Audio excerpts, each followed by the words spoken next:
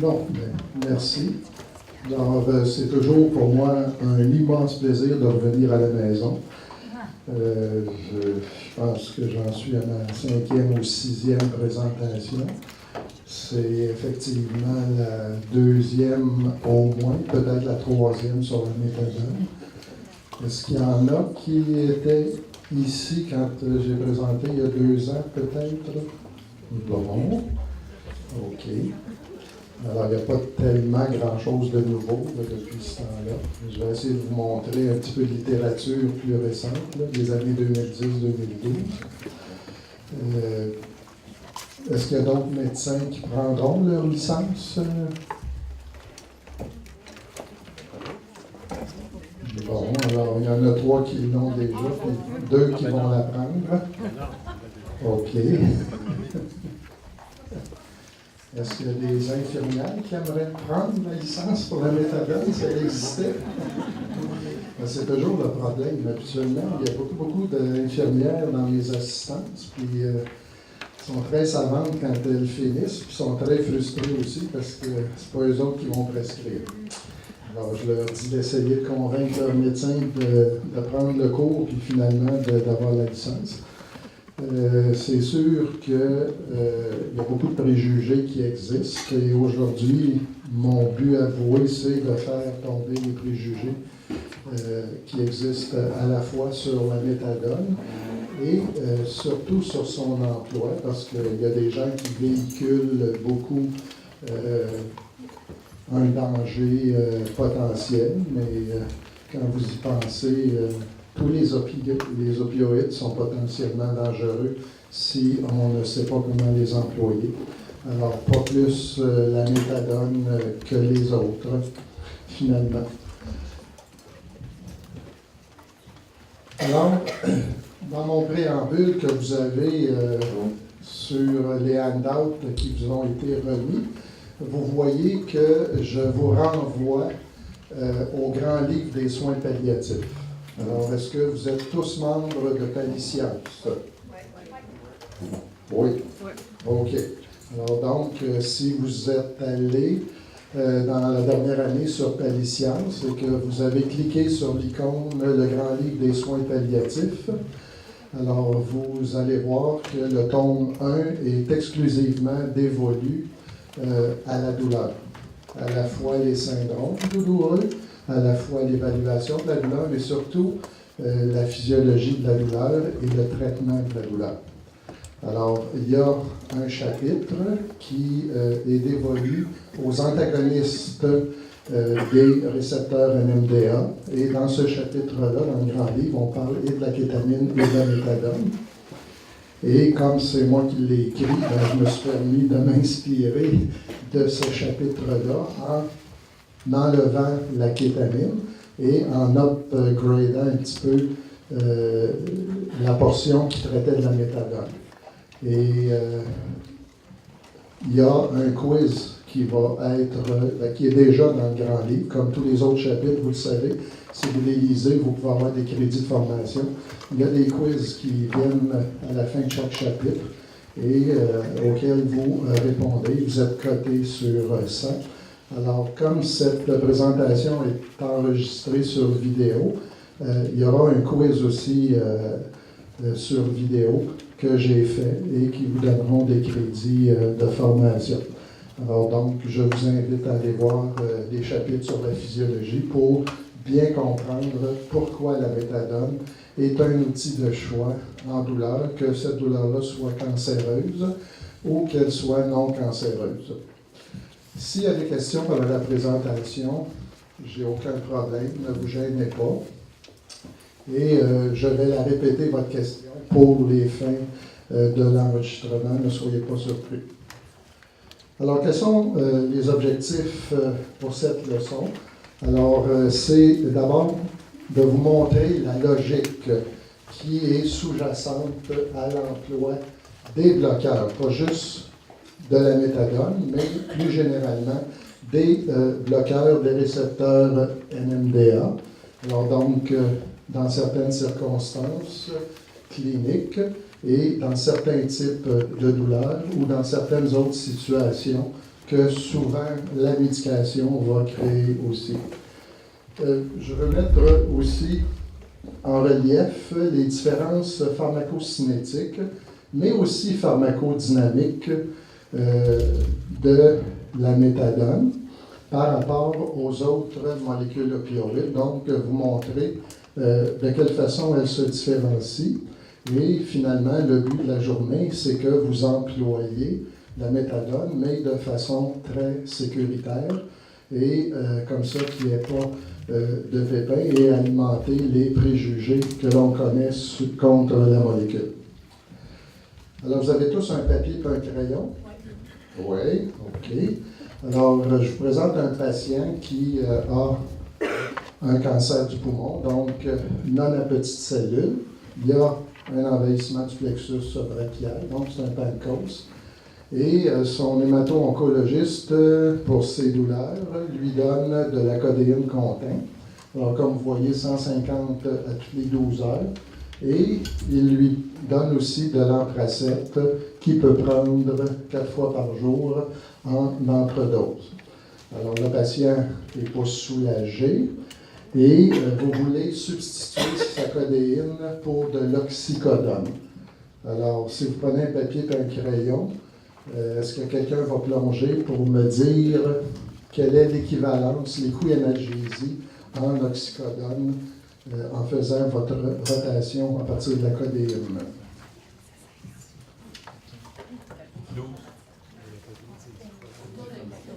Autour de 15. Alors, qui a dit ça? OK. Alors, donc, autour de 15. Tout le monde est d'accord avec ça?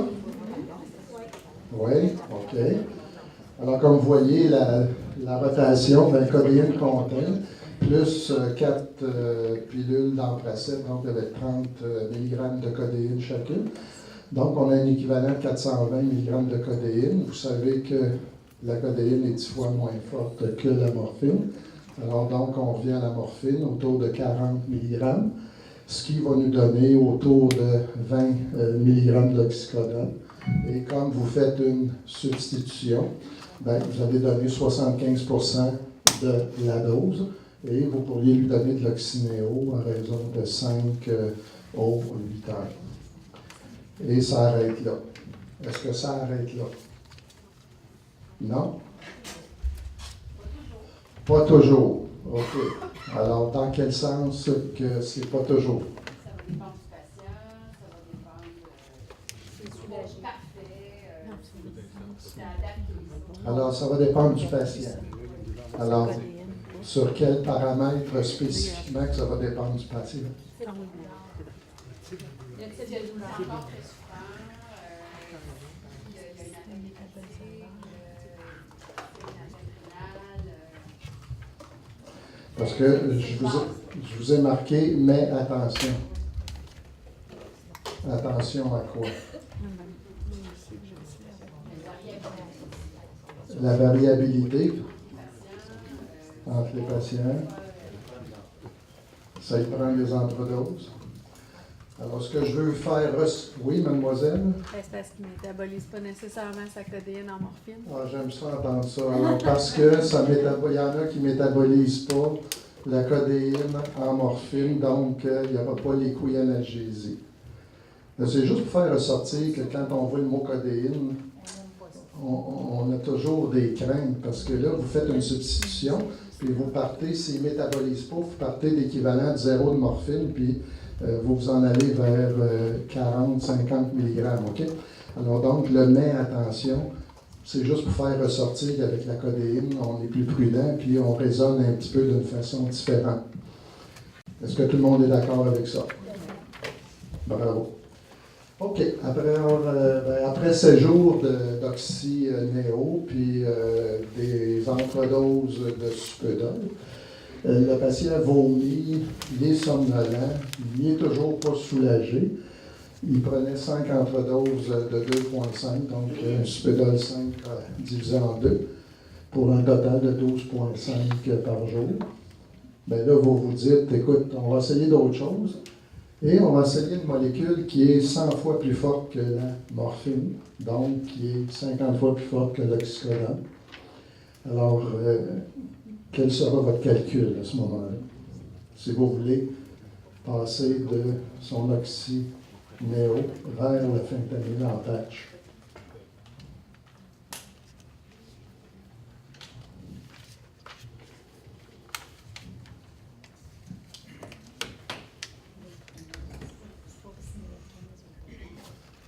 Quelqu'un qui compte vite, qui plonge?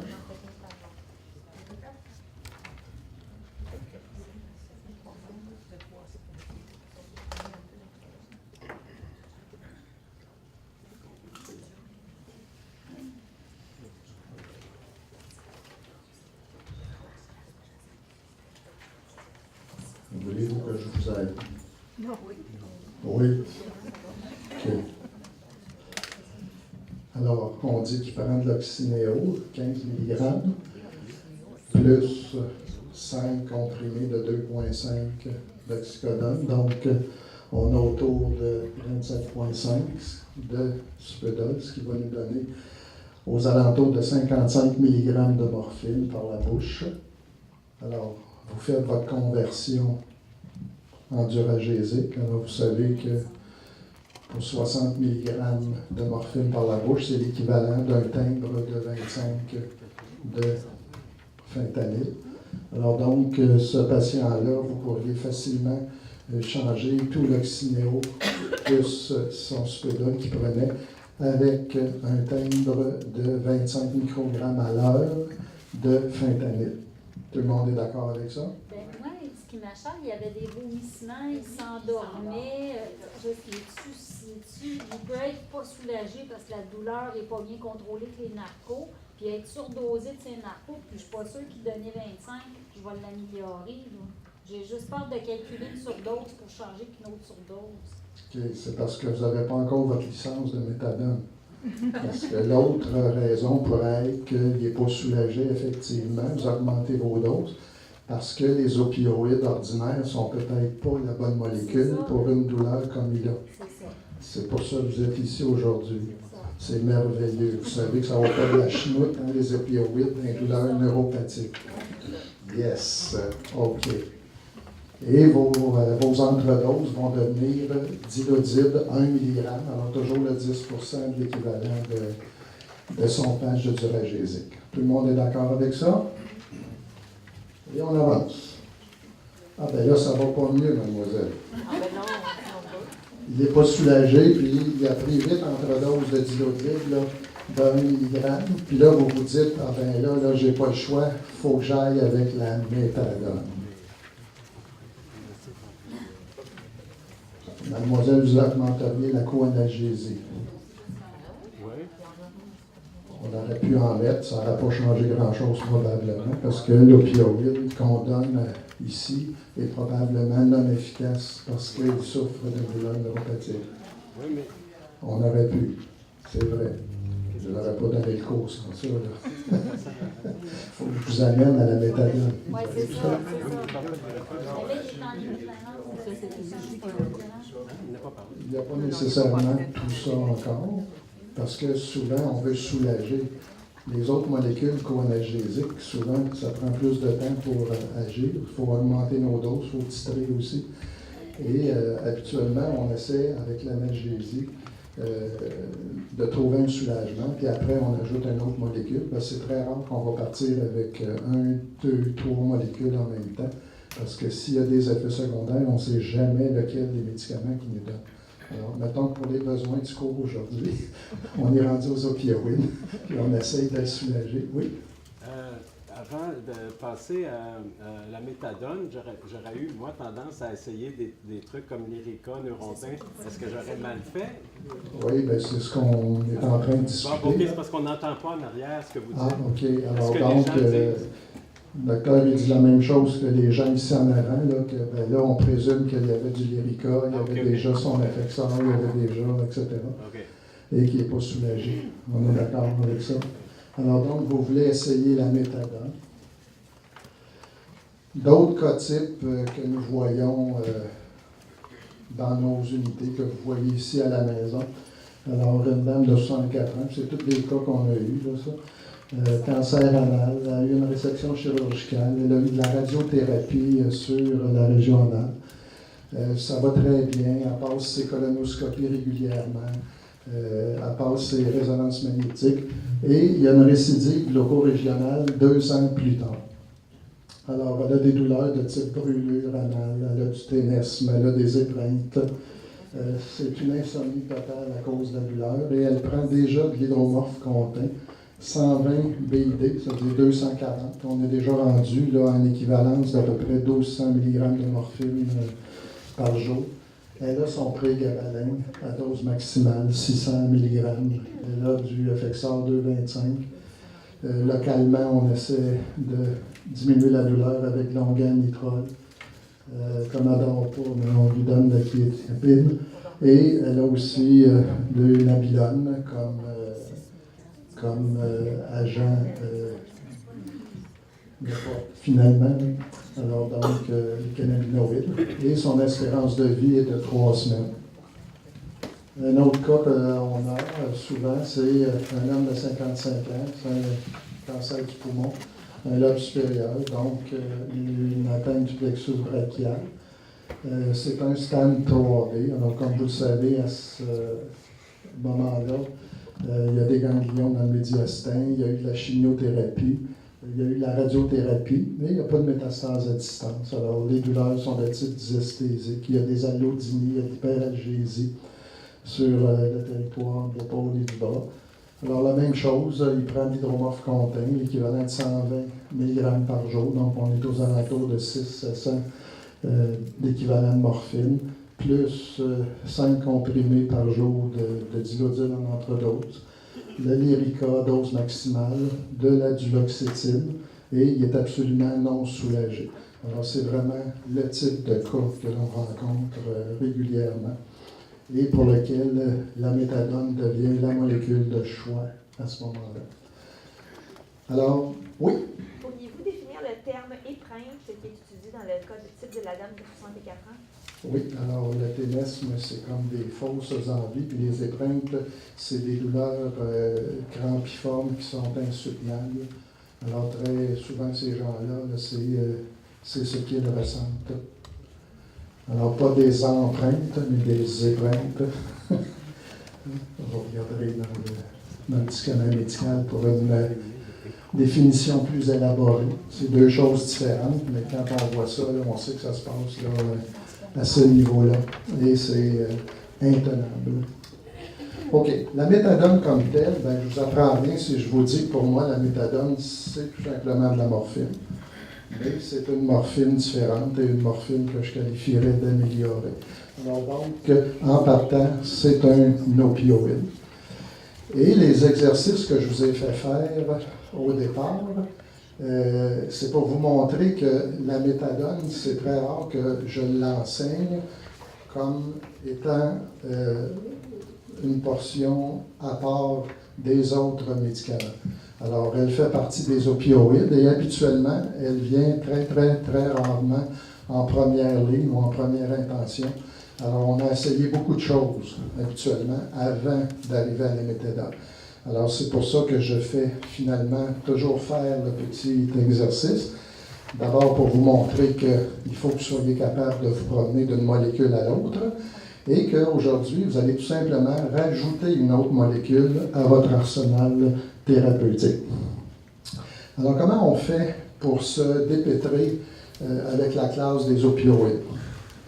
Alors, c'est pas très compliqué. Alors, si on est physiologie, s'entend, ben, vous savez que la morphine ou les morphines vont bloquer la douleur parce qu'ils vont aller exciter un récepteur mu. Donc, un récepteur qui est spécifique, si on veut, à la morphine. Alors, soit les morphines que notre cerveau produise, nos endomorphines, et celles que nous donnons, bien, ce sont les exomorphines. Alors, vous allez retrouver ces termes-là si vous allez lire les chapitres qui précèdent dans Paliscience, justement, le chapitre sur la méthadone.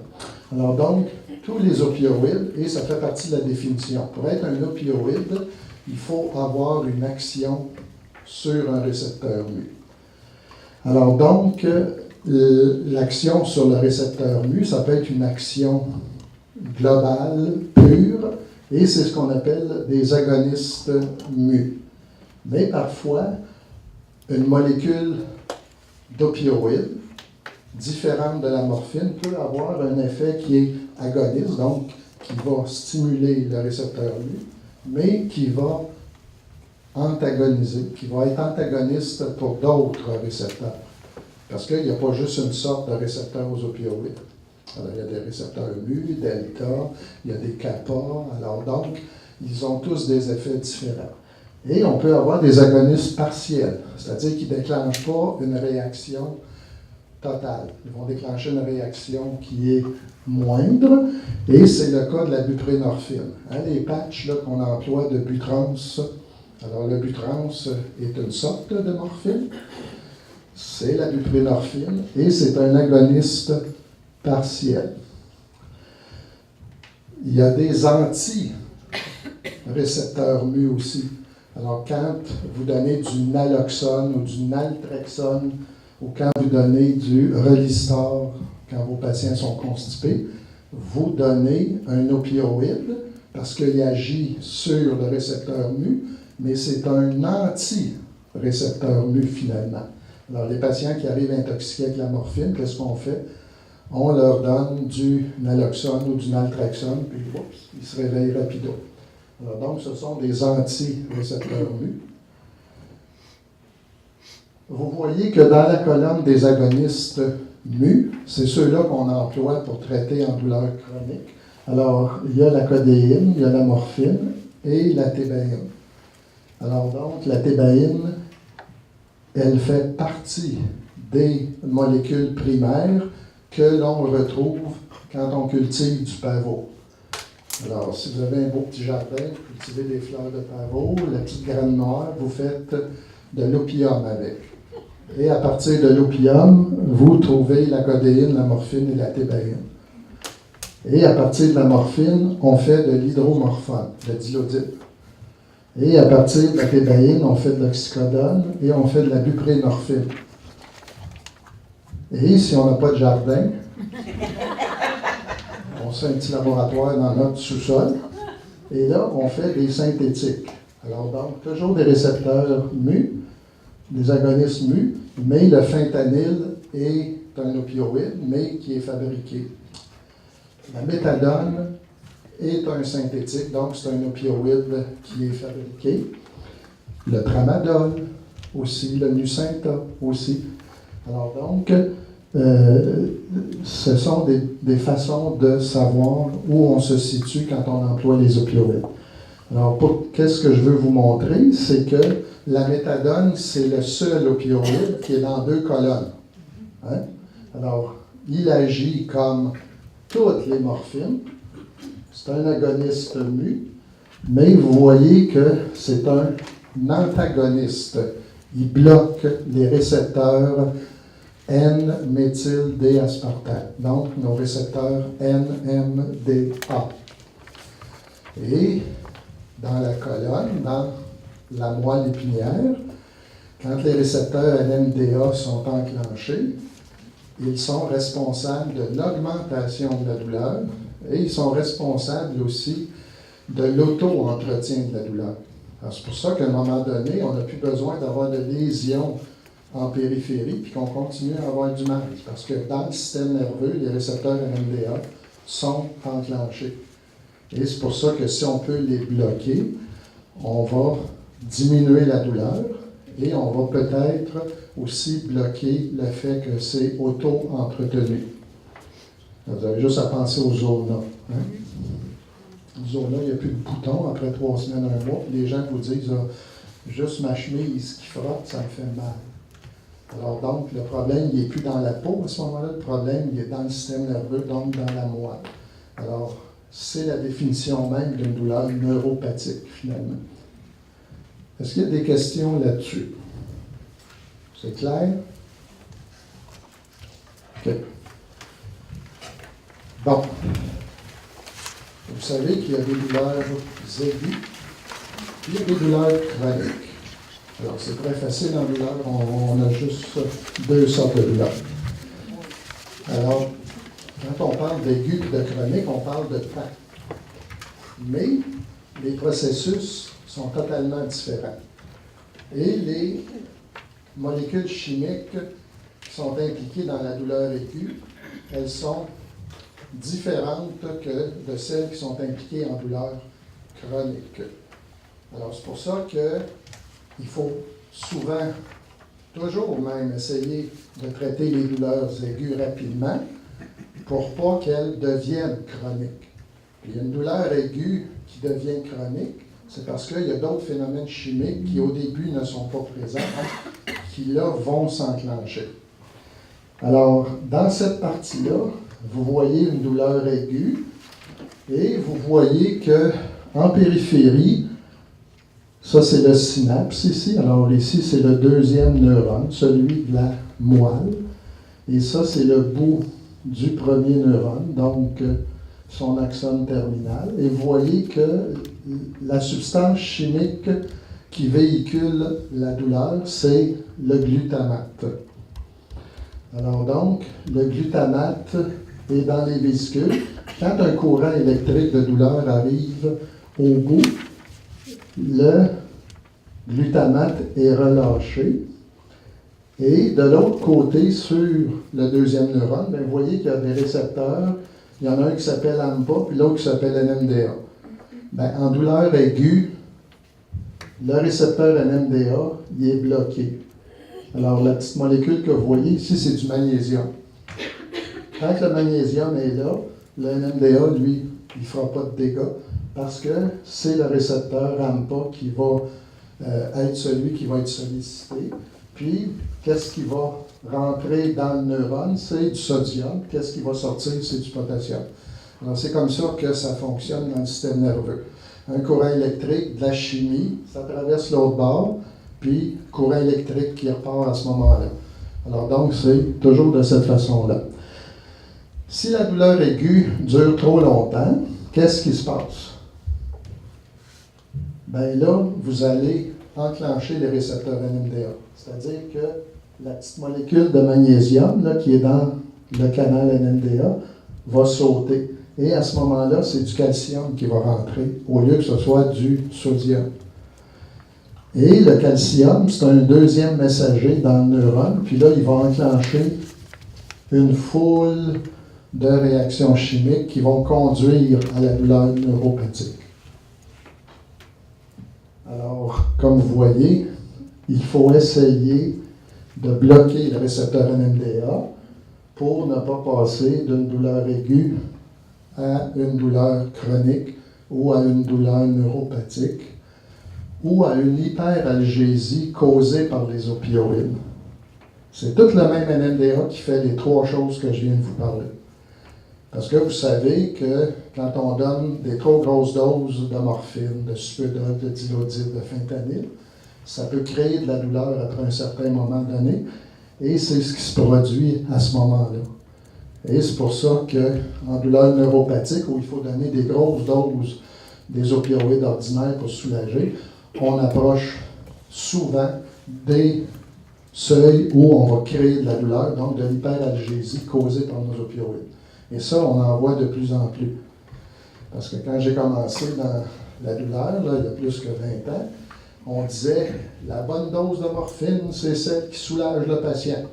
Ça voulait dire donnez-en, donnez-en, donnez-en. Sauf qu'on s'est rendu compte qu'il y a un seuil où, à ce moment-là, le patient n'est pas soulagé, mais il va devenir plus souffrant, puis c'est à cause de votre traitement à ce moment-là. Alors, il faut se tenir loin de ça. Et la méthadone est souvent la solution à ce problème-là aussi. Ça va? Je vous présente un son et lumière.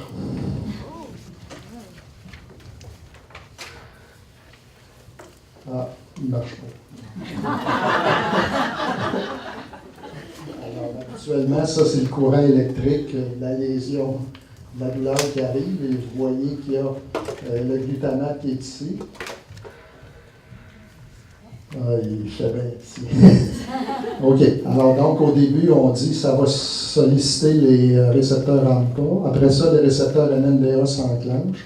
Et là, il va se produire dans le deuxième neurone un paquet de réactions.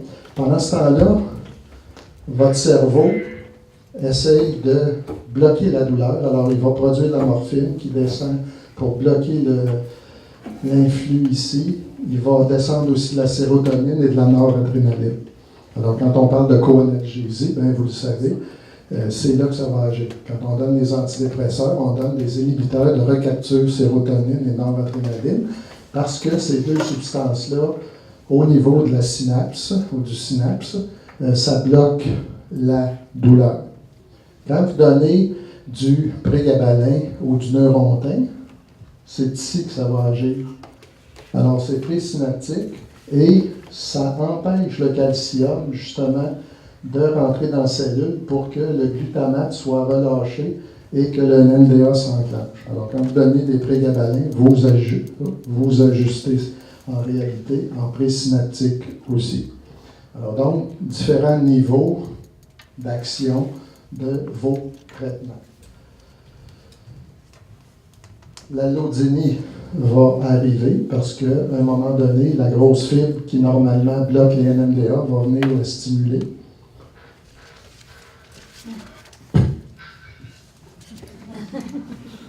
Et le neurone va se mettre à produire des substances qu'il ne produit pas en temps normal. Alors, les prostaglandines, l'oxyde nitrique, les sulfates. Et c'est ça qui va vous donner vos hyperalgésies, vos hyperpathies aussi, en douleur neuropathique. Et c'est assez pathopneumonique d'une douleur neuropathique. Et finalement, ben, on n'a plus besoin de la périphérie, on n'a plus besoin d'être arrosé par des influx nociceptifs parce que quand ça s'est enclenché, il y a toujours de la douleur qui monte en haut et elle est produite dans le deuxième neurone. C'est pour ça que je vous dis que le NMDA amplifie, mais aussi auto-entretient la douleur. Alors, j'espère que je vous ai prouvé que si on bloque le NMDA, on peut accomplir beaucoup de bien. Est-ce qu'il y a des questions sur la physiologie qu'on n'en parle plus après? Est-ce que les anciens toxicomanes réagissent de la même façon? Ils sont plus à risque? Ils ne sont pas plus à risque.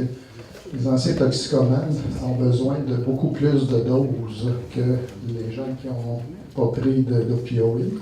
Par le fait qu'ils ont besoin de plus de doses, on se met déjà à risque pour créer l'hyperalgésie, un des phénomènes dont je vous ai parlé. Alors, c'est pour ça que ces gens-là, on leur donne la méthadone, d'abord pour bloquer leur NMDA. Puis deuxièmement, mais comme vous allez le voir, la méthadone, quand on l'arrête, ça dure très longtemps dans le sang. Alors, c'est surtout pour pas qu'ils connaissent des hauts et des bas. Parce que quand ils shootent, ils ont un high, mais quand ils tombent en sevrage, c'est à peu près la pire chose qu'un toxicomane ne veut pas endurer. Parce qu'il y a des symptômes épouvantables. Parce que les autres, quand ils se shootent, c'est l'équivalent là, en intraveineux d'à peu près 9-10 000 mg de morphine.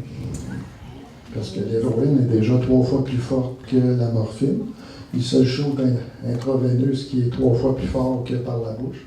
Fait qu'en partant multiplier par 9 la dose qu'ils prennent, c'est autour de 1500 mg. Fait que là, on est rendu dans l'ordre du 9-10 000 à peu près.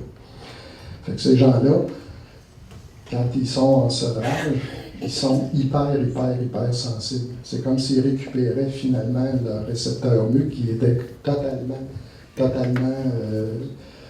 saturé à ce moment-là. Et on n'a pas d'autre traitement que d'essayer de bloquer les NMDA. Oui? Vous avez parlé que le mécanisme était le même pour expliquer la douleur chronique, la douleur neuropathique.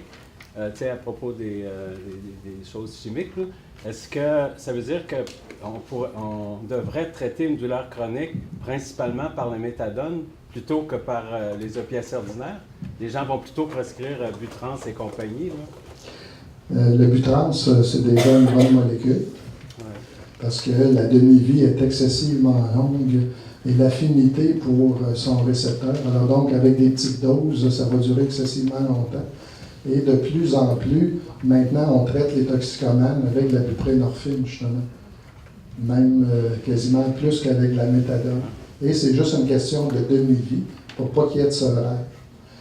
Et ce que j'ai dit, c'est que le récepteur NMDA, il est un petit peu au carrefour de l'explication neurochimique du passage de la douleur aiguë à la douleur chronique, que c'est aussi le NMDA l'explication de la douleur neuropathique, et que c'est aussi l'explication de l'hyperalgésie causée par les opioïdes qu'on donne. Alors, oui, la méthadone est une molécule qu'on peut employer aussi en douleur chronique, peu importe si c'est une douleur neuropathique ou non, mais il faut être sûr que c'est vraiment une douleur chronique. Parce que parfois, les gens mélangent une maladie chronique avec une douleur chronique. Tu sais, les patients qui font de l'arthrite rhumatoïde, ils ont une maladie chronique, eux autres. Hein? Mais au début de la maladie, là, ils ne sont pas en douleur chronique, hein? Ils sont en douleur périodique. Ils peuvent être 3-4 jours là, où ils sont souffrants, puis 20 jours dans le mois où ils ne le sont pas. Alors, des fois, il faut faire attention parce qu'on accole le terme chronique très rapidement, alors que ça n'en est pas nécessairement. Puis là, on essaie toutes sortes de molécules qui font juste intoxiquer le patient et qui sont bonnes à rien pour lui. Alors, il faut essayer de comprendre la physiologie, mais il faut ramener ça à la clinique aussi. Hein? Ça va? OK. OK. Donc, vous êtes convaincus, il faut bloquer le NMDA. Puis, c'est pas compliqué parce qu'on n'est pas bien équipé. On a juste la méthadone puis la kétamine. Puis la kétamine, c'est pas aujourd'hui. Mais je l'ai déjà donné ici. Peut-être que Marcel il va me réinviter, je ne sais pas. OK. Bon, c'est juste un petit rappel. C'est pour vous ramener à l'Organisation mondiale de la santé. Mais vous ramener aussi au NOUG. Alors, le NOUG, c'est un groupe canadien qui a produit des lignes directrices en 2010 et qui a un petit peu changé notre façon de voir les opioïdes. Alors, ça, c'est le tableau de l'Organisation mondiale que j'ai agencé avec les recommandations du NOUG. Alors, vous voyez que pour les douleurs qui sont modérément sévères ou très sévères, on a des opioïdes. Et dans un premier temps, on suggère d'employer morphine, oxycodone et hydromorphone en point de départ. On dit de garder le fentanyl toujours en deuxième intention. Et finalement, la méthadone en troisième intention. Alors, ce sont les recommandations du NOUG. Et le NOUG dit autre chose aussi. Il dit que quand vous êtes rendu à un équivalent de 200 mg de morphine per os par jour, puis que votre patient n'est pas soulagé, que vous devriez vous remettre en question. Ou bien vous traitez la mauvaise douleur, ou vous n'avez pas les bons médicaments, ou vous n'avez pas la bonne combinaison. Alors, il ne dit pas qu'il ne faut pas dépasser 200 mg par jour. Il dit juste, posez-vous des questions. Alors, de là, l'intérêt, quand on commence avec les opioïdes, de ne pas monter à tout crin quand le patient, à un moment donné, n'est pas soulagé et qu'il faut repenser nos diagnostics à l'intérieur de la douleur, mais aussi repenser nos traitements. Est-ce que ça va pour ça? Et c'est la raison pour laquelle je suis revenu un petit peu sur ce tableau-là, parce que vous voyez que l'arsenal en opioïdes, il est quand même pas mal chargé. Alors, c'est sûr qu'une petite douleur, on ne se casse pas trop la tête, c'est facile. Déjà en douleur modérée, il est venu se rajouter le tramadol et le butrans. Parce que le butrans, la buprenorphine, même si c'est une molécule puissante, les petits timbres qu'ils nous ont fabriqués, c'est vraiment pour la douleur modérée. Et c'est parfait en gériatrie. Hein? Un petit timbre là, que l'effet dure 7 jours, là, pour nos petits vieux, c'est parfait. Hein? Ils ne s'enferment pas trop dans leur dosette, puis ils ne se mélangent pas, parce qu'il s'agit d'aller leur coller le timbre, puis le décoller au bout de 7 jours, puis on n'aura pas d'interaction trop forte non plus. Alors donc, on peut jouer à l'intérieur de notre classe de médicaments et toujours employer finalement le bon médicament pour le bon patient aussi. Bon. L'évolution dans la littérature. Alors, je vous dirais que pour la méthadone, ça fait 20 ans que je travaille en douleur, à la fois cancéreuse et aussi non cancéreuse. Et quand j'ai commencé, on ne parlait même pas de la méthadone comme analgésie. On en parlait exclusivement pour la désintoxication des héroïnomanes. C'est sûr qu'on est venu qu'à l'essayer avec les années. Et c'est toujours assez long pour monter une littérature, pour essayer d'avoir des données probantes, pour essayer d'avoir de l'évidence base, finalement, médecine. Alors, moi, j'ai cherché dans la littérature, puis on revient toujours à Cochrane à un moment donné, hein, quand on veut savoir l'état d'une molécule, où on en est rendu, est-ce que c'est valable. Et la première revue a été en 2004. Alors, avant 2004, là, il n'y avait pas de grande revue systématisée, systématique, c'est-à-dire sur l'emploi de la méthadone. On savait que ça pouvait avoir des effets analgésiques, mais on n'en savait pas vraiment beaucoup plus. Alors, en 2004, la première revision, et ils l'ont revue aussi en 2007. Et vous voyez que les résultats, il y avait à peine 9 études randomisées dans toute la littérature. Alors donc, les études randomisées et contrôlées, mais même à ça, c'était même pas standardisé. Fait que vous voyez que la littérature qu'on a sur la méthadone at large, elle ne date pas d'excessivement longtemps, et qu'on travaille encore selon notre flair clinique, puis selon les succès que l'on a. Ce qu'on sait, et ce que la littérature a montré, c'est que la tolérabilité de la méthadone et aussi l'efficacité, c'était au moins aussi bon que la morphine. Ça fait que c'est déjà pas pire. Okay? Et, à date, la revue, jusqu'en 2004, n'était pas capable de nous dire que, oui, c'est vrai qu'en douleur neuropathique, c'est bien meilleur que les autres morphines. Mais quand Cochrane nous dit ça, c'est toujours parce qu'il n'y a jamais assez d'études pour eux autres, pour le dire. Alors, si dans cette salle, il y en a qui prescrivent la méthadone, je peux vous jurer qu'on a tous eu nos succès avec la méthadone. Et on sait que oui, ça marche, mais ce n'est pas nécessairement consacré encore par la littérature. Alors donc, je pourrais être ministre parce que je suis très transparent avec vous comme ça. OK. Alors, qu'est-ce que cette revue-là, révisée en 2007, disait? C'est qu'effectivement, la méthadone était aussi efficace que la morphine. Et moi, je vous dis qu'elle est plus efficace que la morphine. C'est parce qu'habituellement, quand ils font leur test, c'est toujours une dose contre une autre dose. Alors, quand ils veulent savoir le supédol, c'est combien de fois plus efficace la morphine, ils donnent une dose de morphine, puis ils donnent une dose de supédol, puis ils regardent le soulagement de la douleur. Avec la méthadone, c'est plus difficile, parce qu'on sait qu'au début, la méthadone, c'est un analgésique à courte action. L'effet ne dure pas plus que 4 heures. Mais la même méthadone qu'on donne de façon continue dans les jours qui suivent, bien là, la durée de l'action est de plus en plus grande, jusqu'à 24 heures. Alors donc, c'est dur de comparer une morphine à courte action avec du MS-Contain. Il n'y a personne qui penserait dans cette salle qu'on va comparer de la morphine à courte action avec de la longue action. Parce que tout ce qu'on pourrait dire, c'est que la morphine à courte action, ça dure 4 heures, puis l'autre, ça dure 12 heures.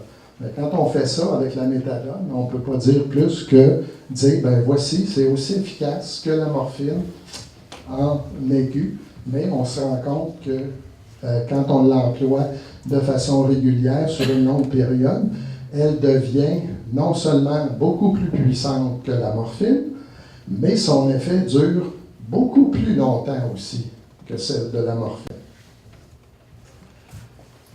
OK. Bon. Alors, je l'ai cherché encore dans la littérature et vous voyez que en 2012, en février, ce qui est quand même assez récent pour la littérature, 2 ans, là, c'est bon. Alors, il y a eu une étude qui a été faite par Mercadante, qui est bien connu dans le monde de la douleur et des soins palliatifs.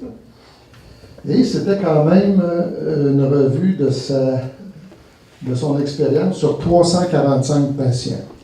Alors, le problème en soins palliatifs, c'est d'avoir un nombre suffisant de patients. Parce qu'ils ne vivent jamais assez longtemps pour qu'on se fasse une bonne idée. Alors, déjà que lui, il y a 345 patients. Il a vu dans le cadre probablement d'une clinique externe, parce que c'était une unité de soins palliatifs, de soins aigus.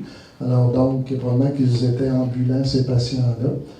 Et il s'est rendu compte que le fait de faire la rotation de la méthadone à la méthadone à partir de différents autres opioïdes, que ça se fait très bien, qu'il n'y a pas eu d'effet malencontreux et que c'est très efficace lorsque fait dans des bonnes conditions, s'entend.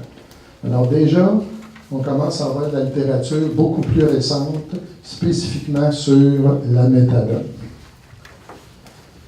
Bon, alors, je vous ai dit qu'il y avait juste 2 bonnes molécules pour bloquer le NMDA, c'était la méthadone et la kétamine.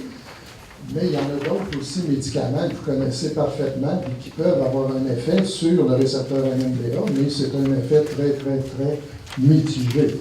Alors, ce qu'on donne pour l'Alzheimer, la mémantine, on pourrait le donner pour la douleur. Parce que dans le Alzheimer, c'est le même récepteur NMDA qui est impliqué, mais au niveau cérébral, et c'est un protecteur de la concentration, c'est un protecteur de l'apprentissage. Alors que le NMDA, le même récepteur dans la moelle, ça crée de la douleur. Alors c'est notre problème en médecine, c'est que nos molécules ne sont pas intelligentes. Alors donc, quand on donne la méthadone, ils s'en vont sur les NMDA là, puis sur les NMDA dans le dos.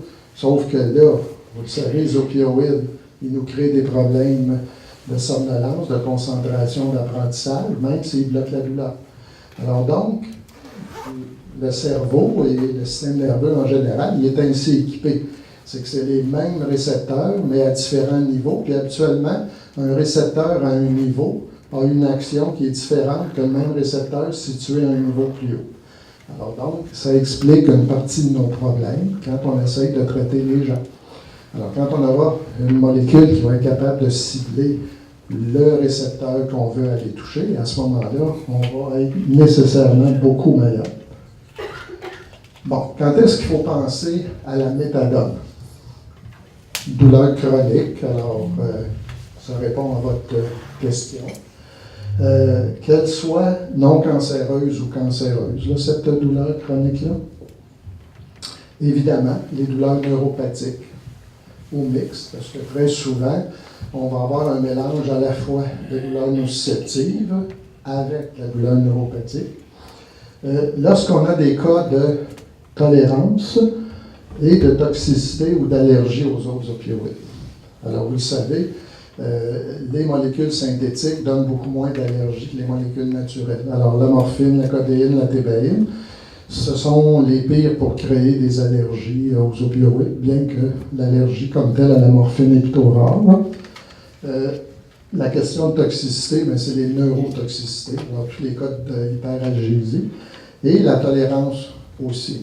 Alors, vous savez que quand on emploie la morphine ou du Spudol ou du Dilodil, à un moment donné, on soulage notre patient, puis il arrive un certain temps où, pour la même dose, le patient est moins soulagé. Alors, c'est sûr que la première question qui nous vient à l'esprit, est-ce que son cancer va plus mal? Parce que c'est normal que quand le cancer progresse, va plus mal, que la douleur va être plus grande. Puis là, à ce moment-là, ben, on augmente notre dose de morphine et le patient peut être soulagé ou non soulagé. Il y a des cas où la maladie est très stable. Le cancer n'a pas augmenté, et il se produit la même chose. C'est que pour la même dose de morphine, à un moment donné, ça ne soulage pas. Alors, c'est que le patient, son système nerveux est devenu tolérant à la morphine. Et là, on augmente la dose et il va être soulagé de nouveau. Alors, c'est ça la tolérance. C'est une adaptation, finalement, du système nerveux à cette drogue qu'est la morphine. Et quelle est la différence entre la tolérance et l'hyperalgésie causée par les opioïdes? Bien, c'est quand vous allez continuer à augmenter votre dose de morphine, puis à un moment donné, le patient qui était soulagé par l'augmentation, il n'est plus soulagé. Il est même empiré. Bien là, vous pouvez commencer à penser que vous avez dépassé la ligne entre la tolérance et l'hyperalgésie. Alors ça, c'est le chapitre dans le grand livre des soins palliatifs sur l'hyperalgésie, la lodynie et la tolérance. Et si vous allez le lire, vous allez voir toute la chimie qui est impliquée aussi là-dedans, et c'est purement chimique, là, tout ça. L'insuffisance rénale. Méthadone, meilleure molécule vos patients qui sont en insuffisance rénale. Pourquoi? Bien parce que si ça ne passe pas par les reins, ça va passer par les selles. Alors donc, il y a deux voies d'élimination pour le méthadone, ou les reins, ou la voie hépato-entérique. Alors donc, c'est une molécule qui est sécuritaire à ce point de vue-là. Évidemment, les patients qui ont une histoire d'abus d'opioïdes, ça demeure une molécule employée. Quand vous avez un cas et qu'il n'y a pas de réponse aux opioïdes conventionnels, l'hyperalgésie causée par les opioïdes, puis la kétamine, bien, si vous n'avez pas de temps devant vous autres, le patient, il a déjà une morphine ordinaire. Puis si vous ajoutez de la kétamine, vous venez de faire quoi? Vous venez de vous créer votre propre méthadone, finalement.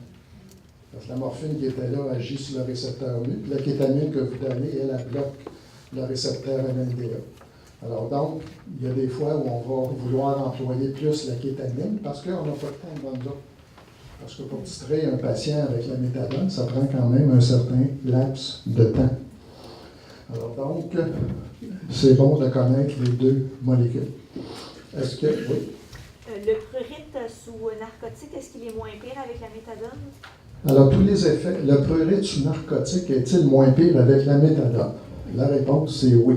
Pourquoi? Parce que c'est une molécule synthétique. Alors, les molécules naturelles là, donnent plus de somnolence, plus de nausées, plus de constipation, plus de prurite opioïdogénique que les molécules synthétiques. Et dans synthétique, il y a méthadone, il y a aussi fentanyl. Parce que le fentanyl est une excellente molécule aussi. Est-ce qu'il y a d'autres questions? Oui? Il n'y a pas de danger, parce que là, avec l'expérience de vie, souvent des patients, on va les avoir des fois plusieurs années. On commence la méthadone, ce qu'on a à craindre, si c'est 7, 8 ans, que ça peut être longtemps. La réponse, est-ce qu'on doit craindre l'emploi à long terme de la méthadone? Alors la réponse, c'est pas plus qu'avec les autres. Deuxièmement, je vous dirais qu'on l'emploie pour pallier à la tolérance. Mais sur l'emploi à long terme, on va quand même avoir une tolérance avec la méthadone parce que c'est beau, là, c'est sur papier qu'on bloque le NMDA, donc on protège contre la tolérance, mais il finit par s'en créer quand même et il faudra penser à d'autres stratégies à ce moment-là. Mais c'est vrai que ça va prendre beaucoup plus de temps, puis on a l'expérience avec les oreilles. Il y en a qui sont depuis 10 ans, 15 ans sur le méthadone. Il y a Aucun problème. D'autres questions là-dessus? On avance? OK. Alors, la cinétique. Alors, comme vous savez, la cinétique, c'est ce que le corps fait à votre molécule. Puis la pharmacodynamique, c'est ce que votre molécule fait au corps. Alors donc, quand vous prenez de la méthadone, c'est un corps étranger, c'est une substance que le corps ne reconnaît pas, donc il va tout faire pour s'en débarrasser. Alors, comme je vous ai mentionné, lorsqu'on commence la méthadone, la première journée, l'efficacité analgésique de la méthadone est la même que celle de la morphine, parce que l'équianalgésie par le récepteur mu, c'est à peu près la même efficacité. Alors, pourquoi elle devient meilleure avec le temps? C'est parce qu'elle fait des choses que les autres morphines ne font pas. Alors donc, c'est un bloqueur de la recapture de la sérotonine dans la noradrénaline qui bloque la douleur. Et en plus, elle bloque le récepteur NMDA. Et tout ça, ça prend un peu de temps à s'installer. Alors, qu'est-ce qui fait que ça agit tout de suite, la méthadone, quand on la donne dès la première pilule? C'est parce que c'est de la morphine, donc elle agit sur le récepteur mu, puis le résultat, il est instantané. Mais les autres actions, sérotonine, noradrénaline, NMDA, ça prend un peu plus de temps à s'installer. Donc, c'est pour ça qu'avec le temps, elle devient plus puissante. Et aussi parce que la demi-vie va être plus longue.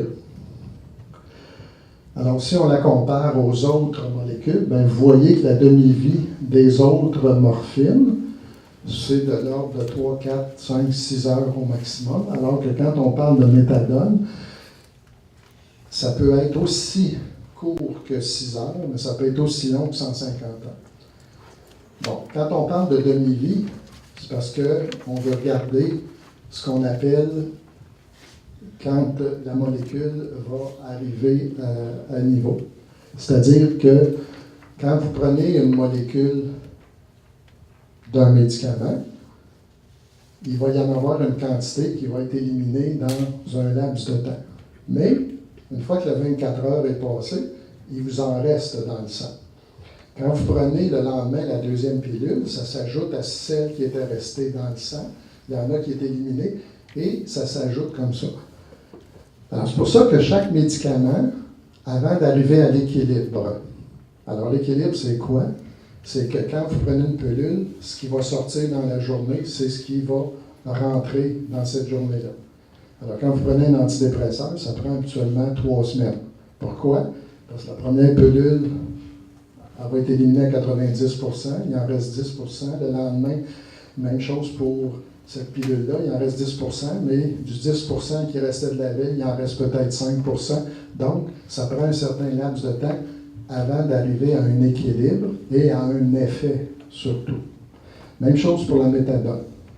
Alors donc, la méthadone, quand vous en donnez, il va y en avoir une quantité qui va être éliminée ou qui va rester dans le corps et à chaque jour, ça va s'accumuler pour arriver finalement à un équilibre qui habituellement est autour de 5 jours. Parce que vous savez que l'équilibre, c'est l'équivalent de 4 ou 5 demi-vies. Alors, c'est pour ça que le concept de demi-vie, c'est à ça que ça nous sert finalement. Et avec la méthadone, bien, il y a une très grande variation entre les individus. Parce que l'individu qui aurait une demi-vie, parce qu'il métabolise rapidement sa méthadone, puis que sa demi-vie est de 6 heures, bien, si vous multipliez par 5 demi-vies, ça veut dire qu'au bout de 30 heures, une journée et demie à peu près, lui est à l'équilibre. C'est-à-dire que ce qui rentre, c'est ce qui sort. Tandis que l'autre extrême, un patient que ça lui prend 150 heures pour éliminer la moitié de son médicament, la demi-vie, si vous multipliez par 5, on est rendu à 750 heures. Puis si vous divisez par 24, ça veut dire que ça prend 30 jours avant d'arriver à l'équilibre. Alors, pourquoi c'est important? Bien, si vous commencez un traitement, puis que vous changez vos doses à tous les 3 jours, quand il va arriver à 30 jours, oh boy, vous avez besoin d'avoir du Narcan pas loin. OK? Alors donc, ça, ce sont les deux extrêmes. Les 96% des gens, la demi-vie va faire en sorte que c'est au bout de 5 à 7 jours qu'on est à l'équilibre. Et c'est pour ça qu'on ne change jamais, mais au grand jamais, une dose de méthadone avant d'avoir fait 5 jours avec cette dose-là. C'est ça que vous allez retenir aujourd'hui? Yes! OK? Et vous n'aurez pas de pépins. Vous n'en aurez pas de pépins. Alors donc, c'est l'importance de connaître que la demi-vie est très variable, mais que la majorité des gens ont leur équilibre au bout de 5 à 7 jours. Alors, l'absorption se fait super bien, jusqu'à 80% qui est absorbé, et ça va très vite. Alors, quand vous donnez votre première pilule là, de méthadone, au bout de 30 minutes, là, elle est absorbée, et elle va déjà être rendue au cerveau au bout de 2 heures, puis son pic maximum va être autour de 3 heures, 4 heures à peu près. La distribution, alors, elle est très rapide, et ça va partout. Pourquoi? Parce que c'est une molécule qui est très lipophilique. Elle aime la graisse. Et on est bourré de graisse. Chacune de nos cellules a des membranes et c'est de la graisse à l'état pur. Alors donc, quand vous donnez de la méthadone, il y en a à peine 1% qui va se promener dans le sang. À peine. Le restant va être capté par vos graisses. Et c'est ça qui va s'accumuler. Alors, vous comprenez que dans ces 5 premiers jours-là, c'est qu'on est en train de remplir notre réservoir de graisse de molécules de méthadone. Parce qu'il y en a juste 1% qui se promène dans le sang de ce que vous avez pris. Alors, qu'est-ce que ça veut dire? Bien, ça veut dire que c'est le corps qui va lui-même se suffire à lui-même au fur et à mesure que le réservoir va se remplir. Et là, vous comprenez pourquoi les héroïnomanes, ils prennent la méthadone pour ne pas avoir de sevrage. C'est que si vous arrêtez la méthadone, bien, ça va prendre 5 à 7 jours pour que ça diminue, pour que ça vide le réservoir. Alors, ces gens-là font des beaucoup moins gros sevrages que ceux qui shootent à l'héroïne, là, qui montent, puis qui ont un high pendant 1 heure, puis après ça, là, ils tombent dans le trou. Alors donc, c'est purement physiologique, là, la chose. Alors, comme vous voyez, il y en a 1% qui va se promener, et dans ce 1%-là, ben, c'est agrippé par les protéines du sang. Donc, il y en a juste 12% du 1% qui se promène dans le sang. C'est ça que ça veut dire. Alors, si vous me dites, nos patients à la fin, ils sont tous hypoalbuminémiques, est-ce que c'est dangereux? Je vais vous dire non. Parce que c'est justement pas après l'albumine que le méthadone s'accroche, c'est plutôt après les protéines, les alpha-1. Et habituellement, en cancer, les alpha-1 sont plutôt augmentés qu'abaissés. Alors donc, c'est aussi une certaine sécurité de plus pour la méthadone. Alors donc, une image qui vaut 1000 mots. Alors, au tout début, ben, vous prenez une pilule de méthadone, il y a plein de petites molécules, et vous voyez qu'il y en a à peine 1% qui va se promener dans le sang pour aller au cerveau, pour donner de l'analgésie. Alors, c'est pour ça qu'au début, c'est fort comme la morphine, mais ça ne dure pas longtemps.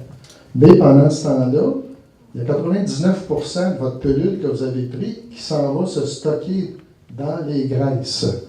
Et c'est ça le réservoir du corps humain qu'il faut remplir.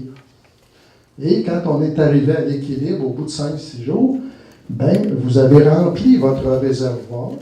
Il y a toujours juste 1% qui se promène, mais vous voyez que ce qui arrive dans le système nerveux, c'est parce qu'il va en chercher dans son réservoir ici. Et à partir de là, c'est très, très sécuritaire parce que la concentration reste la même dans le corps humain. Parce que le corps va le chercher lui-même, ce dont il a besoin, parce que votre pilule va à peine y fournir 1% ici, puis lui, il va se fournir le restant. Et c'est pour ça aussi que quand on cesse ou qu'on diminue les doses, ça prend du temps. Il faut qu'il s'élimine parce qu'il faut vider le réservoir qui est ici. Est-ce que c'est clair pour vous autres? Bon, l'élimination, bien, évidemment, c'est hépatique. C'est ce qu'on appelle une molécule propre. Qu'est-ce qu'une molécule propre? Bien, les métabolites, quand le foie, avec ses cytochromes, va métaboliser la molécule de méthadone, mais les métabolites n'ont pas d'action. Alors, c'est pour ça qu'on appelle ça une molécule propre. L'élimination peut se faire par voie rénale. Si vous êtes en insuffisance rénale, zéro problème. D'abord, les métabolites ne vont pas s'accumuler. Ça va être éliminé par la bile, donc tomber dans l'intestin puis être éliminé. Puis si vos patients sont dialysés, bien, la molécule n'est pas dialysée. Alors donc, à ce moment-là, on ne l'extrait pas du sang, puis nos patients ne tombent pas en douleur. Est-ce que ça va? Alors donc, un autre plus pour la méthadone. Bon, la pharmacodynamique, alors qu'est-ce que ça fait sur le corps humain? Bien, vous savez, ça a une action sur les récepteurs mu, et les récepteurs mu sont responsables de l'analgésie. Ça a aussi un effet sur les récepteurs kappa qui donne aussi un peu d'analgésie, mais moins, et sur les récepteurs delta. En plus, malheureusement, des autres effets qu'on ne voudrait pas avoir, mais qui viennent avec. Donc, au départ, la méthadone, même puissance analgésique que la morphine, à cause de l'action sur le récepteur mu. L'emploi chronique augmente l'efficacité de la méthadone. Il n'y a aucune relation. Si on faisait des prises de sang à tout le monde, les concentrations ne nous diraient pas qu'il y a un plus grand soulagement, plus la concentration est élevée. Alors, il y en a des patients qui étaient soulagés avec 0,04 nanogrammes par millilitre, alors que d'autres, ça prenait 30 fois la même dose. Alors, quand je vous parlerai de la co-analgésie par la méthadone, bien, il y a probablement une sous-population de nos patients qui réagissent à des doses aussi petites que 0,04. Et ça va être ça, nos cas miraculeux. Mais la majorité des patients, ils ne réagissent pas vraiment avec 0,04 nanogrammes par millilitre. Mais je pense qu'il y a une sous-population, justement, là, qui réagissent à des très petites doses de méthadone. Mais ce n'est pas la norme, à mon avis. Et c'est aussi un inhibiteur de la recapture, plus un antagoniste de la méthadone. Alors donc, c'est la pharmacocinétique de notre molécule de méthadone. Alors, elle commence à agir très vite. Alors, par voie orale, comme vous voyez, des concentrations maximales déjà à 2h30 au cerveau. Sublingual, on n'a pas vraiment d'études, mais on sait qu'on l'emploie. Oui. Dans le contexte où ça émet de la recapture, si on a déjà dans le tableau, dans le cocktail, un antidépresseur du Cymbalta, ça veut dire qu'on peut augmenter nos concentrations plasmatiques d'antidépresseurs en rajoutant la méthadone. C'est ça? Oui, on peut. Et c'est pour ça que quand on parlera des cytochromes, vous verrez les interactions. Et c'est toujours bon d'avoir un petit programme dans mon iPad d'interaction pour voir si effectivement on peut se créer un syndrome sérotoninergique que je n'ai jamais vu, soit dit en passant, mais qui sont marqués partout, là, mais j'en ai jamais vu. La voie rectale, c'est surprenant, hein, mais la muqueuse rectale, quand c'est bien employé, l'absorption se fait 2 fois plus rapidement que par la bouche. Et fait qui est non négligeable, c'est que les veines rectales sont connectées avec la grande circulation et ne passent pas par le foie. Donc, on bypasse le premier passage quand on y va par voie rectale. Hein, parce que vous savez que quand on prend quelque chose par la bouche, bien, ça passe par l'estomac, ça s'en va par la veine porte, ça passe dans le foie, puis c'est ce qui sort du foie qui va donner l'effet que l'on veut.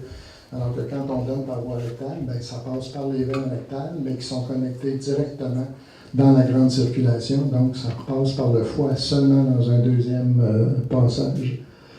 OK, le nœud du problème, qu'est-ce qu'on fait quand on sait qu'on a tant de morphine pour la transférer en méthadone? Avec tous les autres molécules, c'est facile. Vous connaissez ce schéma-là par cœur. Vous savez que le dilodide, c'est 5 fois plus fort que la morphine. Codéine, 10 fois moins fort. Oxycodone, c'est 2 fois. Et le fentanyl, c'est 100 fois plus fort. Mais la méthadone, c'est point d'interrogation partout. Fait que les questions, bien, c'est sûr que les gens se le sont posées. Et vous voyez qu'entre 1998 et 2005, ça a été une période assez effervescente où chacun arrivait un peu avec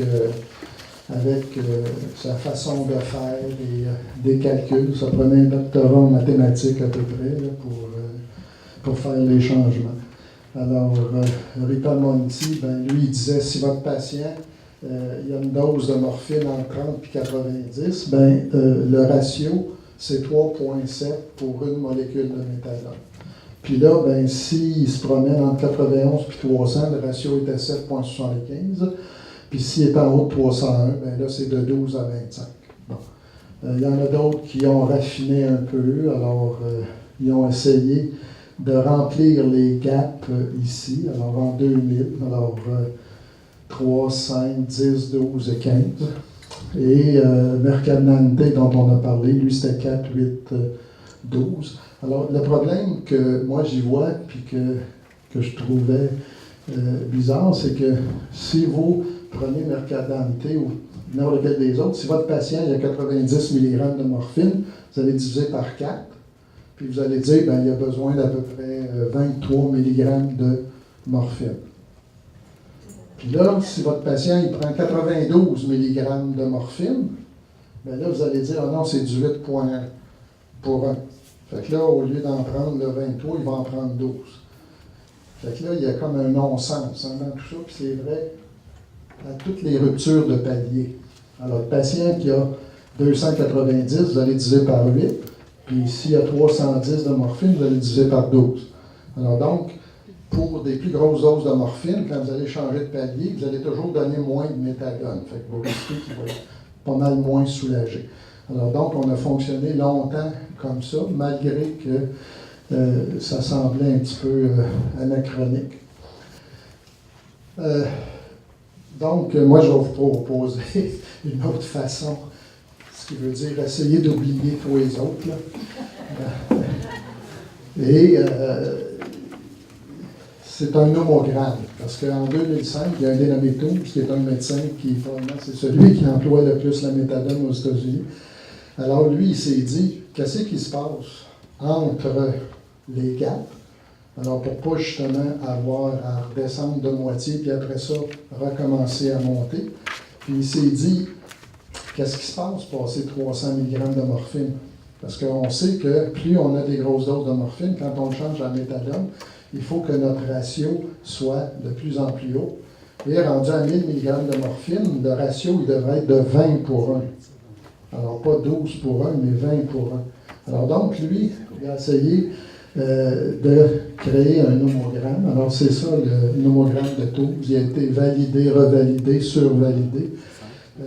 2005-2007, j'ai retrouvé les derniers articles là-dessus, c'est 2008. Là, depuis ce temps-là, je pense qu'on l'a pas mal accepté. Et comme vous voyez, au lieu d'être linéaire, ben, c'est une courbe arrondie, ce qui fait que quand on est rendu à des doses de 800, 1000, 1200, la courbe continuerait comme ça ici. Alors, c'est que en partant, nos traitements, on ne dépassera pas 55 ou 50 mg de morphine, de méthadone. Et c'est bien important parce que partout, les gens vont vous le dire, là, la première journée, ne dépassez pas tant de méthadone. Alors donc, cette courbe-là tient compte un petit peu des ennuis qu'on pouvait connaître. Alors, moi, mes résidents secrétaires se promènent tous avec ça. On va chez Copival. On le fait faire plastifier, ça rentre juste dans la poche du sarrau. Puis on regarde là, automatiquement. Mon patient il est rendu à 400 de morphine, combien que ça lui prend de méthadone? Bon, ben, ça lui prend 35 mg de méthadone. Alors donc, c'est un peu comme ça qu'on s'en sert. Maintenant, il faut respecter toutes les autres règles auxquelles vous êtes habitués. Hein, si vous avez un patient qui reçoit 100 mg de morphine, puis vous voulez le mettre au Dilaudil, bien, vous allez dire, je divise par 5, ça fait 20. Mais vous n'allez pas y donner 20. Vous allez y donner 3/4 de ça. Vous allez y donner 15. On est-tu d'accord?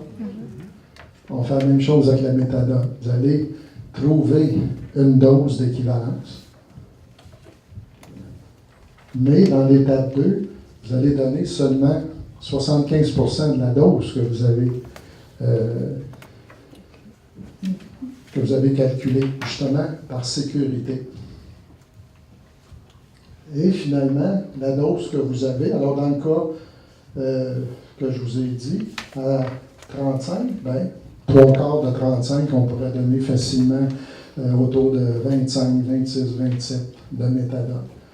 Bon, la question maintenant, dans l'étape 3, qu'est-ce qu'on fait? Est-ce qu'on enlève la morphine, puis on passe à la méthadone? Bien, ma réponse à moi, c'est oui. C'est sûr qu'au début, vous allez être craintif et on a toujours suggéré d'appliquer la méthode de Edmonton. Alors, la méthode de Edmonton, c'est 1/3, 2/3.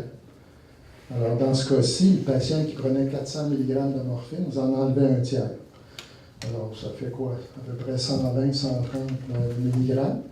Puis vous avez calculé l'équivalent de 25 de méthadone. Fait que vous allez donner 1/3 de votre 25, ça fait 8 mg.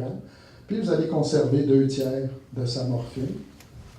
La deuxième journée, vous allez enlever encore 1/3 de sa morphine pour lui donner 2/3 en méthadone, puis 1/3. La troisième journée, vous lui donnez tout.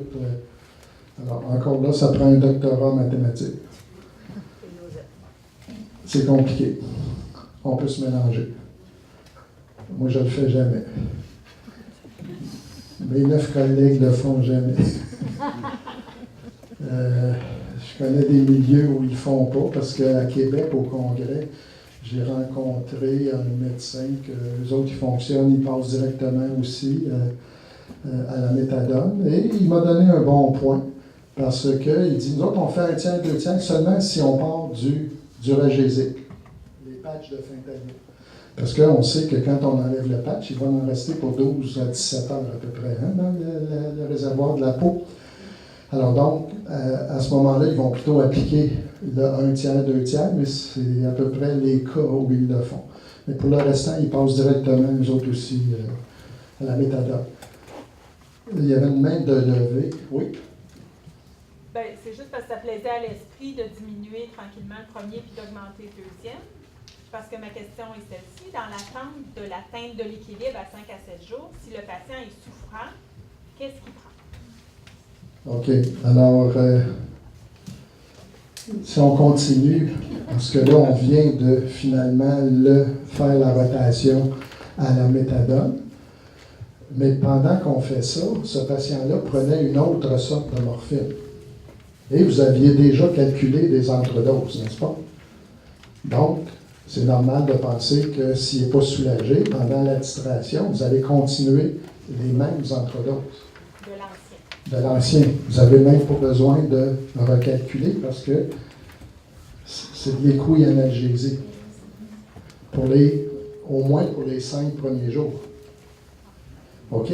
Pourquoi je dis ça? Bien, c'est parce que quand vous changez de molécule, ou il peut être beaucoup mieux soulagé, ou il peut être moins soulagé. Là, c'est un jeu, ça, de récepteurs nus. Hein? Il y a une variation aussi entre les individus, justement, là, par rapport aux récepteurs nus. Il y en a plusieurs sous-types. Est-ce que ça répond à votre question? Oui, merci. Parce que c'était pour les 5 premiers jours. Après ça, vous pourriez changer vos entredoses pour de la méthadone. Mais ce qui est important, c'est de jamais changer vos doses de méthadone et d'attendre au moins le 5 jours en question. Il y en a même qui vont attendre 6 jours ou 7 jours. 5 jours, j'ai jamais eu de problème. À 7 jours, c'est super sécuritaire aussi. Et la méthadone, on ne marque pas des entredoses aux heures. OK? Alors, nous autres, habituellement, on en donne un max là, de 4 ou 6 par jour. Parce qu'il va se passer la même chose. Si vous mettez vos entredoses en méthadone, avec les jours, s'il en prend régulièrement, bien, ça va s'accumuler, ça aussi. Là. Alors, il faut faire attention avec ça. Mais quand on respecte la notion des 5 jours, on n'a pas de pépin. Est-ce qu'il y a des questions sur le passage de la méthadone, c'est-à-dire le passage de la morphine à la méthadone? Est-ce que tout le monde est sécurisé? Oui? Yeah. Si votre patient est en méthadone et vous voulez revenir à la morphine, on fait le contraire? Non. Qui a dit non? Ah, pourquoi? J'ai suivi le cours. Pardon? J'ai déjà suivi le cours pour avoir mon permis. Ah, OK. Alors, c'est ça que je veux faire ressortir. D'abord qu'elle a bien compris. Vous avez eu un excellent professeur. C'était qui? C'est à moi? OK. Alors, ce que je viens de vous dire, c'est très vrai quand on passe de la morphine à la méthadone, mais le contraire n'est pas vrai. Il est peut-être vrai, mais on ne sait pas parce qu'il n'y a pas eu d'études de fait. OK? Alors, j'ai trouvé un seul article pour dire quoi faire. Parce que la moyenne de conversion, absolument, c'est autour de 10 pour 1. Hein? Quand on passe de la morphine à la méthadone, ça roule autour de 10 pour 1. Bien là, quand on fait le contraire, on dit de faire 5 pour 1. OK? Alors, normalement, si votre patient il prenait 40 mg de méthadone par jour, on serait porté à dire on va multiplier par 10. Puis là, on passerait à 400 mg de morphine par jour. Mais dans l'article, il suggérait de prendre un ratio de 5 pour 1, donc on commencerait avec 200 mg de morphine au lieu de 400. Puis là, on donnerait des entredoses, puis on augmenterait notre dose graduellement. Parce qu'il ne faut pas oublier que c'est comme si on passait d'une longue action, qui est la méthadone, vers une courte action. Mais il en reste là dans son réservoir de la méthadone. Puis combien de temps que ça y prend pour s'en débarrasser? C'est ça le problème. Alors donc, on ne le sait pas. Avec le fentanyl, on le sait, c'est 12 heures. Mais avec la méthadone, ça peut être 5 jours, 7 jours, 10 jours, on ne sait pas. Alors donc, quand on part de la méthadone vers la morphine, on prend un ratio très conservateur de 5 pour 1, puis on va augmenter graduellement, puis il ne va pas se passer de pépin. Est-ce que c'est clair? Okay. Puis les dernières petites choses dans le bas, là, que vous avez sur le carton plastifié quand vous le lavez. Alors, n'oubliez pas d'attendre au moins 5 jours entre chaque changement. Et les entredoses, quand vous donnez les entredoses en méthadone, c'est comme pour le restant, c'est 10%, mais on n'en donne pas aux heures, là, on en donne aux 4 heures, aux 6 heures au maximum. Bon, en soins palliatifs, est-ce que c'est vraiment un enjeu que la question de l'électrocardiogramme? Parce qu'on sait que la méthadone peut allonger le QT. Puis quand on a un QT allongé, on peut faire une torsade de pointe. Puis quand on fait une torsade de pointe, on peut oublier de respirer. Bon, alors si votre patient est rendu loin, peut-être que vous lui procurez une belle mort avec sa torsade de pointe, qu'au lieu de mourir de son cancer, il meurt d'une arythmie cardiaque. Bon. S'il est pour vivre longtemps, mais vous ne voulez pas que ça arrive, alors il y en a qui font des électrocardiogrammes. Et c'est sûr que le chiffre magique, c'est qu'il ne faut pas que le QT dépasse 500 millisecondes. Parce que la normale varie entre 440 millisecondes et 460. Alors c'est un petit peu sexe dépendant. Là. Et il y en a qui vont s'en occuper, puis il y en a qui ne s'en occuperont pas. Mais soyez avisés que la méthadone par elle-même peut allonger le QT, mais employée avec d'autres médicaments, souvent c'est les autres médicaments qui vont créer le problème avec la méthadone. Pas la méthadone elle-même, mais les autres médicaments. Le cipro, il est parfait, entre autres, là, pour ça. Là, OK? Alors, puis il peut arriver, il est en douleur, puis il y a une infection urinaire, puis on saute sur le cipro. À ce moment-là, ben, il peut il peut y avoir des effets secondaires à ce niveau-là. Bon, si le patient est opioïdo naïf, donc il ne prend et il n'aura jamais pris d'opioïdes. À quelle heure que vous m'arrêtez de parler? On a fini. On a ça autour de 2 heures. Il y a encore 2 pages. On va aller plus vite, OK? Alors, écoute, si le patient est opioïdo naïf, donc il ne prend pas de narcotiques, il n'a jamais pris, oui, on peut commencer avec des doses aussi petites que ça. Alors, donc, ça, c'est un protocole qui est dans la littérature. Alors, comme vous voyez, on change les doses aux semaines. Donc, il respecte le 5 à 7 jours. Alors, vous commencez avec des petites, donc 2,5 2 fois par jour, donc jusqu'à 5 mg. Alors, comme vous voyez, quand on emploie la méthadone comme un co-analgésique, quand on commence avec des doses de 1 mg ou 2 mg, c'est comme si on allait avec un patient qui est opioïdo naïf. Alors, c'est même encore pire que ça, parce que quand vous commencez à l'employer en co-analgésie, il en prend déjà des opioïdes. Alors donc, je pense qu'il n'y a vraiment aucun danger à l'employer. Puis des fois, pour s'acclimater à la méthadone, ça pourrait être une bonne façon d'employer la méthadone que de dire, je vais l'employer à 1 ou 2 mg, 2-3 fois par jour comme co-analgésique, puis je verrai ce que je ferai avec. Alors, sachez qu'on peut commencer d'emblée avec la méthadone, sans aucun problème. Alors, parce que, là, si votre patient il a un zona puis il sort de douleur, vous savez que la morphine ne marchera pas, vous savez que les autres ne marcheront pas. Fait qu'il n'y a pas de mal à aller directement là, avec la méthadone.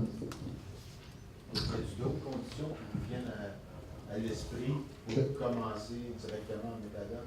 Ben, moi, les cas que je vous ai présentés au début, moi, j'avais commencé directement. Chez nous, on avait commencé directement avec la méthadone. Okay? Parce que les cas que je vous ai présentés, ils nous demandaient en consultation. Donc, ils avaient déjà essayé d'emblée d'autres choses, mais le même cas serait arrivé, puis j'aurais commencé avec la méthadone. Plus la co-analgésie, plus toutes les autres, parce qu'il ne faut pas se leurrer. La méthadone ne bloque que le récepteur NMDA, mais tous les autres molécules qu'on donne, comme le prégabalin, je vous l'ai montré, ça va diminuer l'émission de glutamate, donc indirectement, ça ne va pas nourrir le NMDA. Donc, ça agit aussi, mais d'une autre façon. La sérotonine noradrénaline qui vient de la protubérance, elle bloque l'entrée synaptique au niveau des récepteurs. C'est-à-dire, elle ne bloque pas, elle inhibe la recapture, qui, elle, est un agoniste au niveau des récepteurs mu. Même chose pour la morphine. Mais il arrive, à un moment donné, dans le cours de la maladie, que quand le récepteur NMDA est enclenché, lui, il bloque le récepteur mu. Alors, vous voyez comment est-ce que le corps est ainsi fait? Nous autres, on fait tout pour jouer sur le récepteur mu en sachant que ça bloque la douleur, mais le corps a besoin d'avoir de la douleur. Fait que là, lui, il enclenche son NMDA qui va mettre une croix sur le récepteur mu. Alors, c'est pour ça que les autres opioïdes qui n'agissent que sur le récepteur mu, à un moment donné, ça ne fonctionne pas. Il faut bloquer le NMDA en donnant des agonistes des récepteurs mu. Alors, la douleur, c'est purement chimique, c'est purement physiologique. Alors, il faut connaître un peu la physiologie, mais aussi connaître où agit chacune des molécules. Et si vous les voyez, vous commencez d'emblée la méthadone, quel est votre timing pour le prégabalin, pour les autres molécules? Ah bien là, moi, je commence habituellement la méthadone, mais je ne cherche pas à attendre l'équilibre. Je veux juste savoir s'ils ne vont pas vomir, s'ils ne créent pas d'effets secondaires. Fait que déjà, la 2e, 3e journée, là, je vais probablement introduire le prégabalin. Je vais attendre une autre semaine après pour introduire le Effexor ou du Loxétine. Je vais toujours laisser du temps un peu. Parce que quand il y a des effets secondaires, tu as tout commencé en même temps, tu ne sais pas laquelle qui a causé ça, tu arrêtes tout, puis tu recommences à zéro. Tu as perdu beaucoup de temps à ce moment-là. D'autres questions? OK. Bon. Pour moi, c'est une subtilité. Là. La méthadone employée comme un co-analgésique. De ce temps-là, on en parle beaucoup, mais sachez que c'est purement anecdotique. Il n'y en a pas de littérature, j'en ai cherché.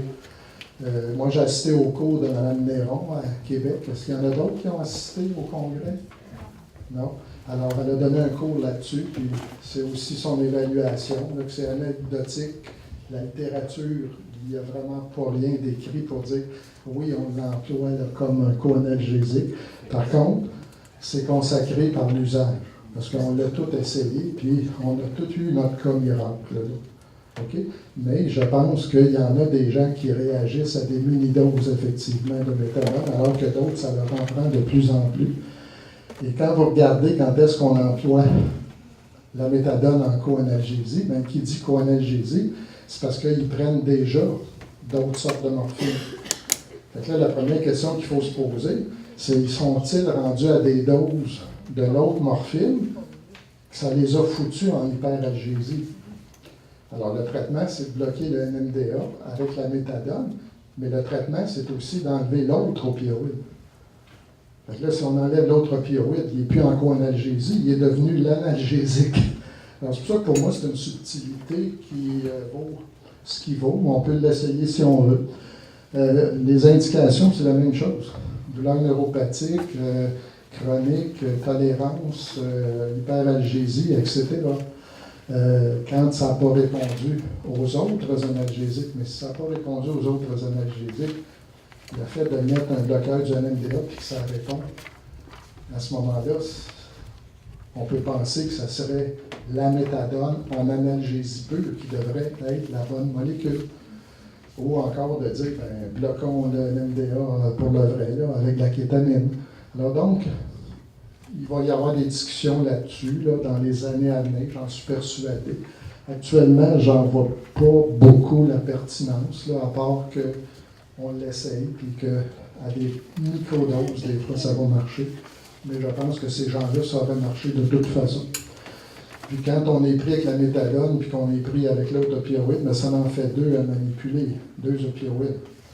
Alors là, vous le donnez en co-analgésie, c'est pas en entredose, là, ça. Ça veut dire que vous gardez des entredoses de l'autre opioïde. Fait que là, comment vous allez manager ça?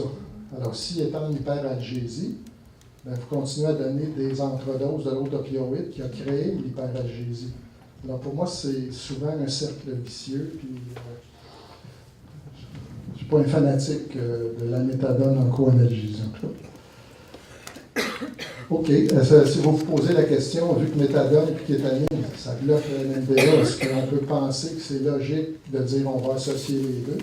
Alors, je vous ai trouvé un article de juillet 2012 qui dit oui, c'est parfait. Ils ont même fait une étude pour montrer qu'un patient avec méthadone seul, puis un autre patient avec méthadone plus kétamine, à ce moment-là, ça prenait beaucoup moins de méthadone pour les soulager. Alors, vous pourrez lire ça. Et c'était sur un modèle post-chirurgical.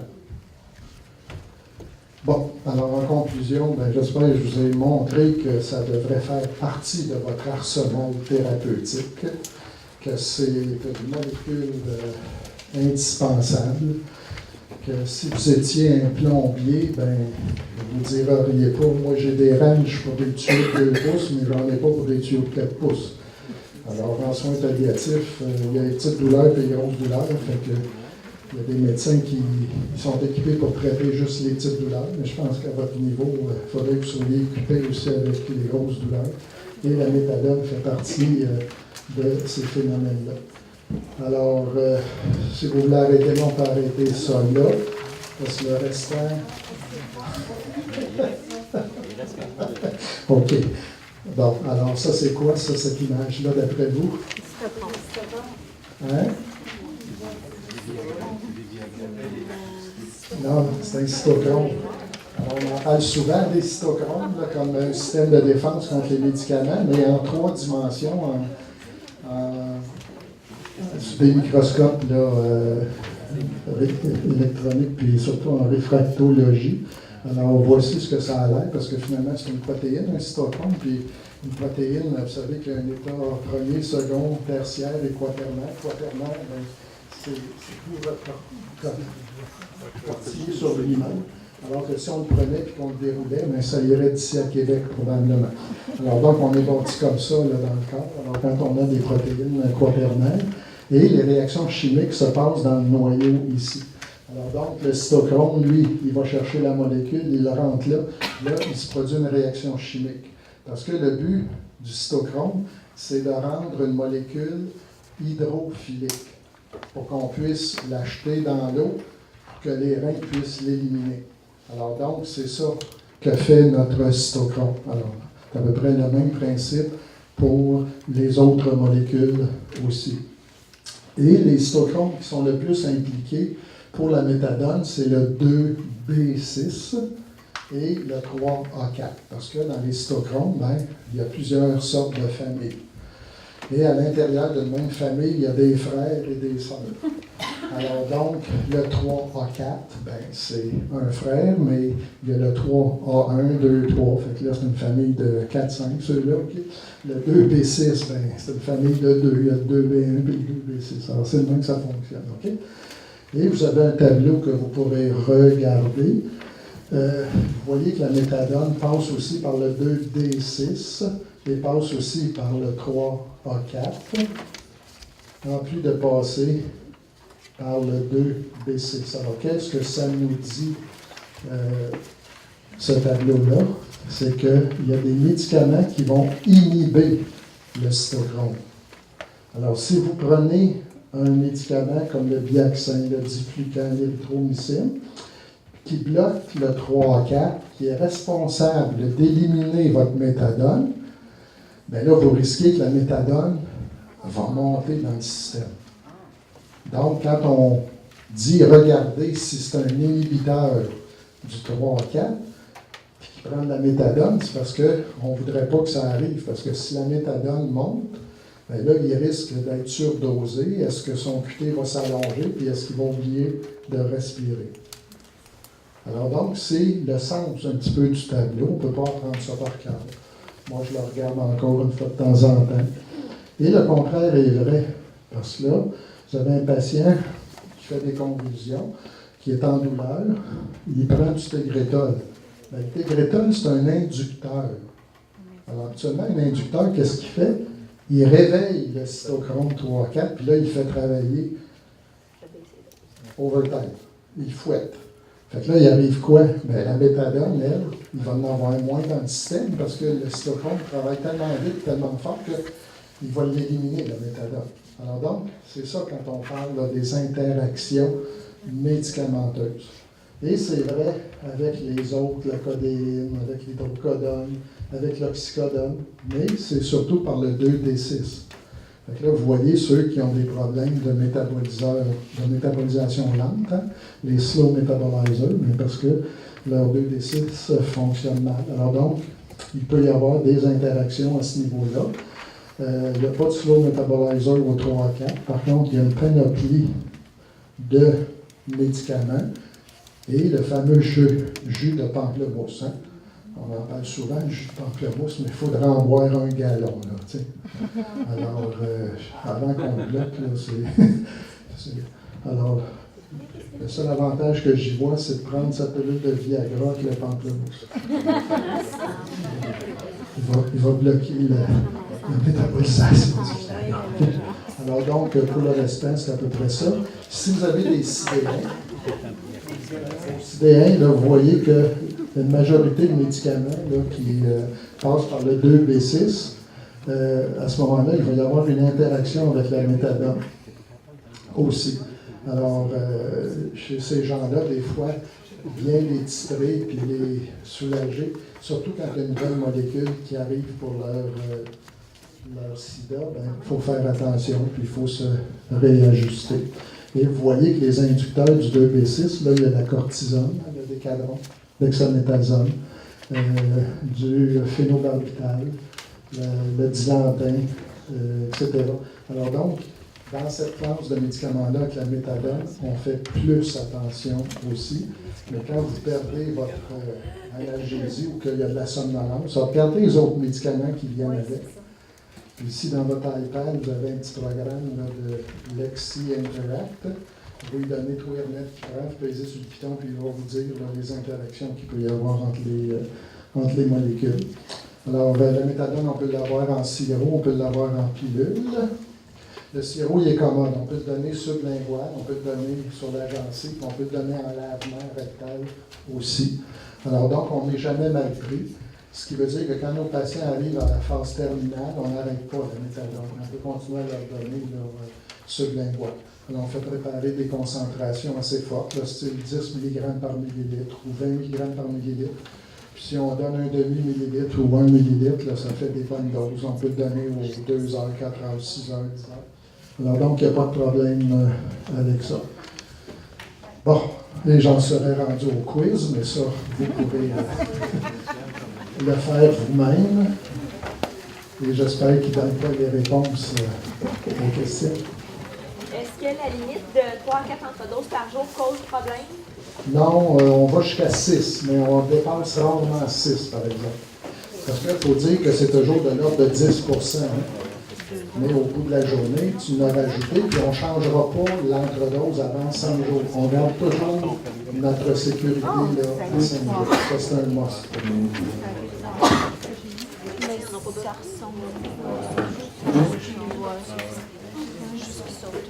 Ça va? Merci. Vous savez tout.